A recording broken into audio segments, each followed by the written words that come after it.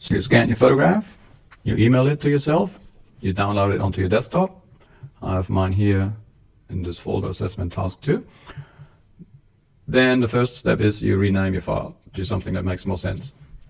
So what I want you to do is you say your first name, underscore scan, -1, underscore, give it a title, give it a description. Like mine's Joey here. Then you drag your Joey image into Photoshop to open in Photoshop. If your Photoshop looks different than mine, you go into Workspace, Essentials, and then Reset Essentials in case it still looks different. So you should see your layers down here. And that's our image. To make our image large and small, you can double click the hand tool. Then we go, first we're going to make sure we have sRGB as our color space. So you go into Edit, Assign Profile, Working Space sRGB.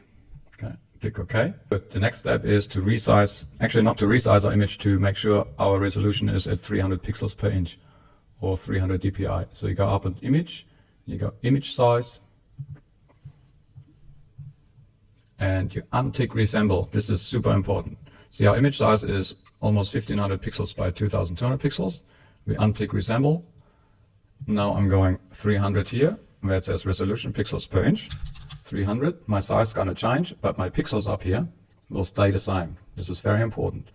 Then tick OK. The image should not change, should not go larger or smaller. So that's good. Then we go save the image. We go File, Save, or Control S or Command S. Our quality is going to be 11 on baseline standard. You tick OK. That's our JPEG image that we start working in Photoshop for the next steps. Okay, so the next step is to make a new layer. So you can start healing the image. So down here's the layers panel. Down here is a new layer. You can just click and make new layer. Or you go layer, new layer. Same thing, you can rename that layer, call it heal. To delete a layer, you can just drag it here into the rubbish bin, bottom right. You can also right click a layer and click rename layer, call it heal. Or you click on the layer in quick succession, and that's how you can also rename a layer. So you got a heal layer. Then we go into spot healing brush up here. And then we have to make sure that sample all layers is selected. If it's not selected, see, I'm trying to clone this little thing off, nothing happens. Sample all layers, I click on that little dot, and it magically disappears. Isn't that beautiful? Okay, so we can just clean up our image. To move your image around, we can use the hand tool to move it around. Then you need to go back to spot healing brush again. A quick way for this is also to hold your space bar down and then mouse click to move your image around. So I can just clean this up very quickly. I can make the brush size larger by right clicking and choosing brush size, or I use my bracket keys. So I move this around, there's a little spots, I clean up a couple of spots. See how quick that goes? Just hold on. And for smaller dots, we make the brush size smaller. So that looks good. Double click on the hand tool to bring it up full size. And then we go save our image. So we go Command or Control Save again, or File, Save up here. Now it's going to ask us, because now we have a layer, it's going to ask us to save it as a Photoshop file. So I have the same location, my folder on my desktop, scan Photoshop, that's all good. Make sure this is ticked. It normally is ticked by default. And then click Save. And now when we go on our desktop, so I have a JPEG, Joey image, and I have a PSD of the Photoshop. So this one is the Photoshop one. Step 2 done. Step 3. We are now going to make a smart object and do some image adjustment. You can make a smart object of either layer, or what's usually much better, you select all layers and make a smart object out of it. So to do this, you click the topmost layer, hold the Shift key, click the bottommost layer, and then you right click and you go Convert to Smart Object. Or you go Layer, Smart Objects, Convert to Smart Object. Puts all those layers in a container, and now you can work on the whole container if you make any filter adjustments. Okay, the next step is we're going to apply a filter to this, which is going to be the camera raw filter. This is the most powerful tools you have to adjust images in Photoshop. Okay, this opens up a new window. And now we have sliders, same as in Lightroom. So you can make your image darker or brighter, depending. So we make this a little bit darker over here. We increase the contrast a bit. We make the highlights actually down a little bit. So you have to decide what you want to do with your image. I'm just showing you what I would do to this image. Then up here is, this is super powerful. You have masks. You click on it, you can go select subject. So now my kangaroo and your person will be selected. And now I can just increase the exposure, increase the shadow, see how it pops already. And the beauty is I can make another mask. So I go plus, and this time I'm going to choose the brush tool. And I'm just gonna brush around here and now increase my exposure, make it a little bit brighter. And now the head is a little bit brighter, that's where I want my emphasis on. So I brighten areas that I want to draw attention, and I darken areas, put another brush here, darken areas where I want less attention. So I put the exposure to minus and the highlights. And when I'm done, I tick OK. To get out of the brush tool, you just click on the top on edit again. And also just gonna put a little bit more vibrance, so make it pop a little bit more. Commit changes down here. And the beauty is we have this on a smart layer, so we can turn the filters off and on. That's before and that's after, just with a couple of clicks. Now the other beauty is you can go into the camera raw filter again by double clicking, and it has those settings. You could tweak those settings. So if I would make this image black and white, I can now make it black and white. I can also like go back and say, oh no, I want to move it back to color. And now it's back to color. Commit OK. So you can adjust the filters and you can stack filters. The other beauty is with raw filters, you can edit the layers that we are having in the container, like I explained in class. So if you double click on the icon on the little thumbnail picture, it's going to open up next to the original, and see here we have our heel layer and we have our background.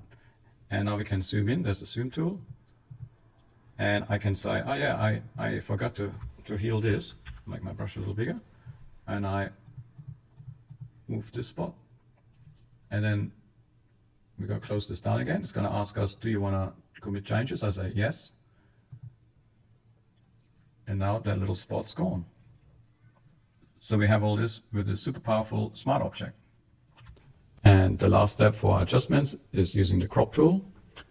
You can see it's one above the frame tool. You can just drag those handles down and to the side, but you can also click in the image, top corner, drag it down the top bottom corner, and commit the changes by clicking the tick.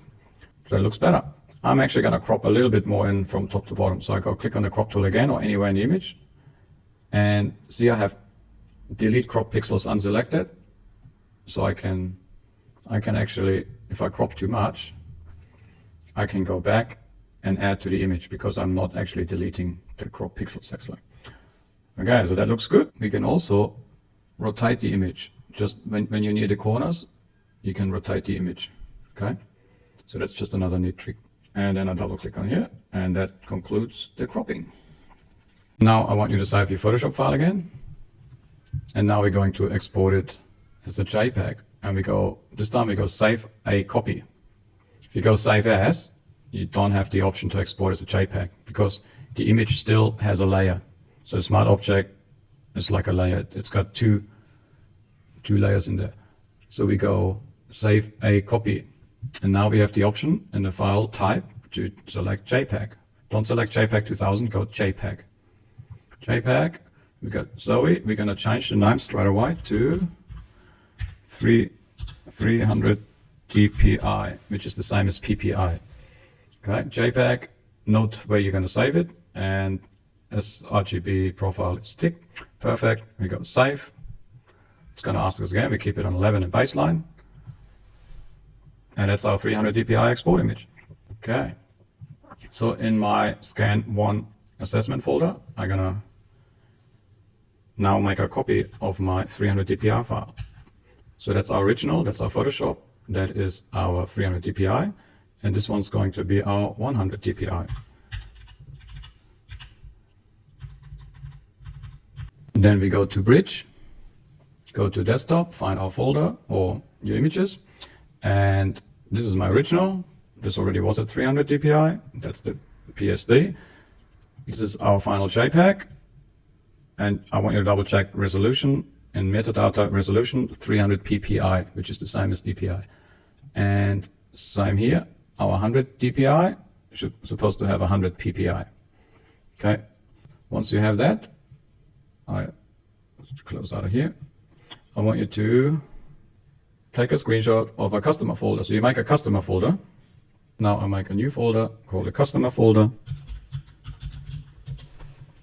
And those are my final images. I copy those two across. Okay. Copy, customer, place them in here. Okay, 100 dpi, 300 dpi. Perfect. Then I take a screenshot. So I have my snipping tool in the start menu. New screenshot. Okay, just go. Maybe just copy the folder path too. Okay, that's your customer folder. You save your screenshot in your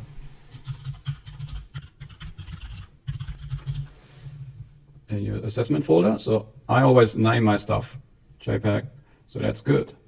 And then you're going to upload it to OneDrive. Go OneDrive, then you go Files, choose, say, I got my photos here, and I now drag my assessment task 2 folder into OneDrive. Once that's finished uploading, I take another screenshot. So it's still uploading. Upload it. Now take a screenshot of OneDrive with my assessment task 2 folder. Control S to save, and I go backup folder. You can also write backup folder on OneDrive and put it in here.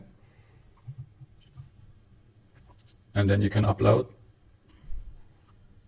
You probably want to drag your backup folder also onto your OneDrive. Always have a backup of everything. And that concludes our assessment task 2, but you still need to upload your file name, your 300 dpi, your image with the 100 dpi, the screenshot of the customer folder, and the screenshot of the backup folder. And then go to Blackboard, Assessments, Assessment Task 2 using a scanner, and there's 2 knowledge questions for you to answer. So please answer those 2. And once you've finished all this, Assessment Task 2 is done. Woohoo! Before and after, congratulations.